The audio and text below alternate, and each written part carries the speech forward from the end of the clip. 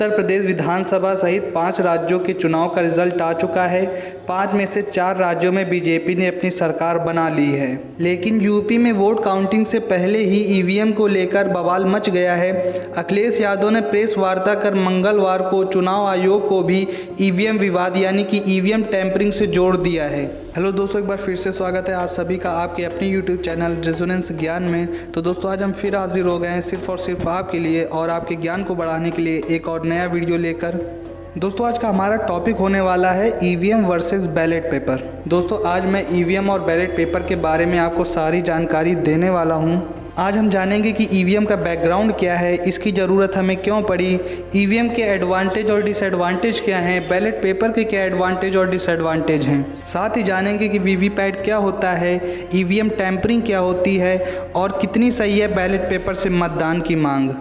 सबसे पहले हम जानेंगे कि भारत में ईवीएम का यानी इलेक्ट्रॉनिक वोटिंग मशीन का विकास कैसे हुआ। ईवीएम का पहली बार इस्तेमाल मई 1982 में केरल के पुरूर विधानसभा निर्वाचन क्षेत्र के 50 मतदान केंद्रों पर हुआ था। 1983 के बाद इन मशीनों का इस्तेमाल इसलिए नहीं किया गया कि चुनाव में वोटिंग मशीनों के इस्तेमाल को वैधानिक रूप दिए जाने के लिए सर्वोच्च न्यायालय का आदेश जारी हुआ था। दिसंबर 1988 में संसद ने इस कानून में संशोधन किया तथा रिप्रेजेंटेशन ऑफ पीपल्स एक्ट 1951 में एक नई धारा 16A जोड़ी गई जो आयोग को वोटिंग मशीनों के इस्तेमाल का अधिकार देती है। और आपको बता दें कि इलेक्शन कमीशन इलेक्शन में ईवीएम को वास्तविक इस्तेमाल के लिए स्वीकार करने से पहले उनके मूल्यांकन के लिए समय समय पर तकनीकी विशेषज्ञ समितियों का गठन करता है। नवंबर 1998 के बाद से आम चुनाव उपचुनावों में ईवीएम का इस्तेमाल किया जा रहा है। भारत 2004 के आम चुनाव में देश के सभी मतदान केंद्रों पर 10.75 लाख ईवीएम के इस्तेमाल के साथ ई लोकतंत्र में परिवर्तित हो गया। तब से सभी चुनावों में ईवीएम का इस्तेमाल किया जा रहा है। दोस्तों, अब जानते हैं कि ईवीएम की ज़रूरत हमें क्यों पड़ी।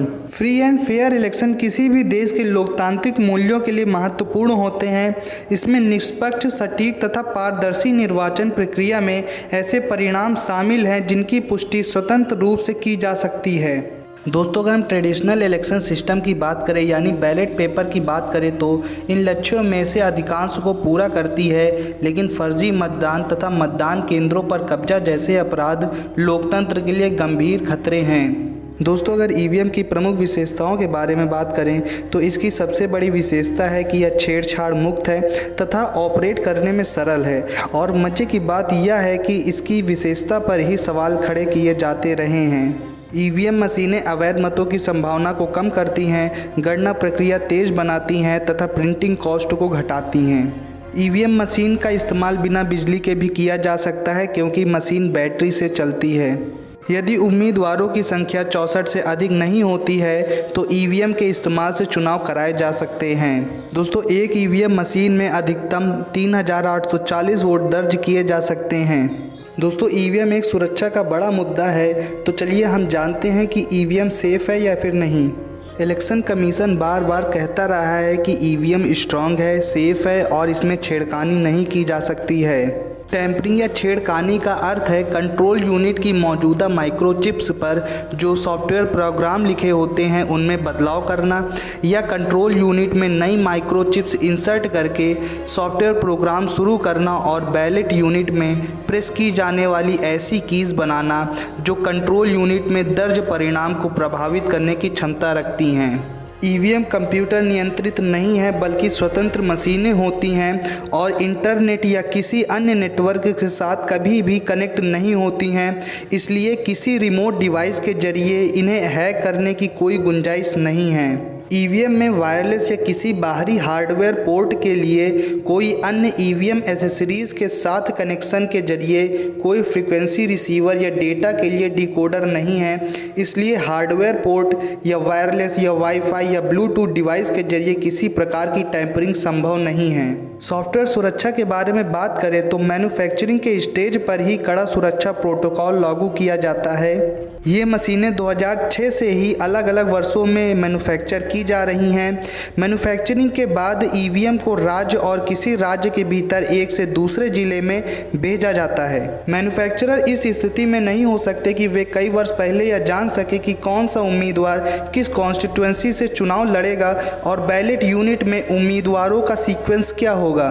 प्रत्येक ईवीएम का एक सीरियल नंबर होता है और निर्वाचन आयोग ईवीएम ट्रैकिंग सॉफ्टवेयर का इस्तेमाल करके अपने डेटाबेस से यह पता लगा सकता है कि कौन सी मशीन कहां पर है। इसलिए मैन्युफैक्चरिंग के स्टेज पर हेरा फेरी की कोई गुंजाइश नहीं है। पुरानी ईवीएम मशीनों को हटाने के लिए इलेक्शन कमीशन ने एक एसओपी निर्धारित की है। ईवीएम और उसके चिप को नष्ट करने की प्रक्रिया को मैन्युफैक्चरर की फैक्ट्री के भीतर चीफ इलेक्शन कमिश्नर या उसके प्रतिनिधि की मौजूदगी में अंजाम दिया जाता है। ईवीएम मशीन को 100% टैंपरिंग मुक्त बनाने के लिए कई अन्य कदमों के अलावा one time programmable micro controllers, की कोड्स की डायनेमिक कोडिंग, प्रत्येक की प्रेस की तिथि एवं समय की स्टैंपिंग एवं ईवीएम लॉजिस्टिक के संचालन के लिए ईवीएम ट्रैकिंग सॉफ्टवेयर जैसी चीज़ों का उपयोग किया जाता है। दोस्तों, इन्हीं सब चीज़ों की वजह से ईवीएम टैंपरिंग नहीं की जा सकती है। हालांकि एक सच यह भी है कि साल 2009 में बीजेपी को मिली हार के बाद नेता लाल कृष्ण आडवाणी ने ईवीएम पर सवाल खड़े कर दिए थे। 2010 में इसी अभियान के तहत भारतीय जनता पार्टी के मौजूदा प्रवक्ता और चुनावी मामलों के विशेषज्ञ GVL नरसिम्हा राव ने एक किताब लिखी, democracy at risk, can we trust our EVM.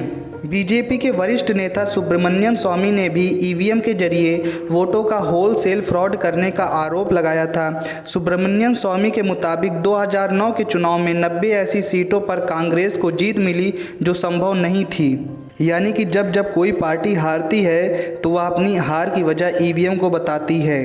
दोस्तों, अब समझ लेते हैं कि बैलेट पेपर से इलेक्शन कराने में क्या समस्या है। बैलेट पेपर की सबसे बड़ी समस्या यह है कि इसमें मतगणना की प्रक्रिया काफ़ी धीमी है। इतना ही नहीं, बैलेट पेपर को ले जाने और इकट्ठा करने की प्रक्रिया भी काफ़ी मुश्किल है। हालांकि इसमें वोट करने के बाद व्यक्ति विशेष को इस बात की संतुष्टि रहती है कि उसका वोट सही जगह गया है। लेकिन अगर हम ईवीएम को वीवीपैट के साथ इस्तेमाल करते हैं तो उसमें यह जानकारी भी मिल जाती है। दोस्तों, वीवीपैट मशीनें ईवीएम के माध्यम से डाले जाने वाले प्रत्येक मत का प्रिंट आउट देती हैं, जो एक बॉक्स में एकत्र होते रहता है। इनका उपयोग चुनाव से संबंधी किसी भी विवाद को सॉल्व करने के लिए किया जा सकता है। दोस्तों, अब जानते हैं कि बैलेट पेपर से मतदान की मांग कितनी सही है। 1962 से लेकर 2001 तक देश में बैलेट पेपर के जरिए चुनाव हुए थे। इस दौर में राजनीति में बाहुबल और गुंडागर्दी की शुरुआत के साथ ही बूथ कब्जाने, बैलेट बॉक्स में पहले से ही बैलेट पेपर को भर दिए जाने जैसी घटनाएं भी सामने आई थीं। भारी संख्या में सुरक्षा बलों की मौजूदगी के बाद भी बैलेट बॉक्स लूट लिए जाते थे। देश के कई राज्यों से इस प्रकार की घटनाएं बराबर सामने आती रही हैं। चुनाव जीतने के लिए नेता अपराधियों से साठगांठ रखते थे और यही अपराधी बूथ कैप्चरिंग जैसी घटनाओं को अंजाम देते थे। दोस्तों, हम जान लेते हैं कि विदेशों में इसकी क्या स्थिति है। विदेशों में इलेक्शन ईवीएम से होता है या बैलेट पेपर से।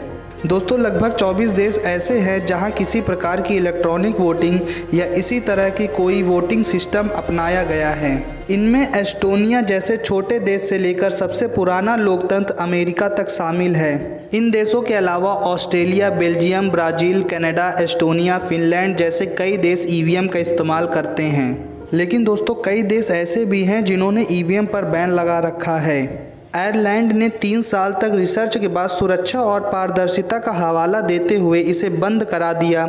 इतना ही नहीं, नीदरलैंड, इटली और जर्मनी का भी यही हाल है। इटली का मानना है कि इन मशीनों से नतीजों को बदला जा सकता है। इसके अलावा वेनेजुएला, मैसेडोनिया और यूक्रेन में इलेक्ट्रॉनिक वोटिंग मशीन में कई तरह की गड़बड़ियां सामने आई और इसे बंद करा दिया गया। तो दोस्तों, आज का वीडियो यहीं समाप्त हो रहा है। अगर अभी तक आपने चैनल को सब्सक्राइब नहीं किया है तो चैनल को सब्सक्राइब कर लीजिए। अगर आपको वीडियो अच्छा लगता है तो वीडियो को लाइक कर दीजिए और बेल आइकन को प्रेस कर दीजिए।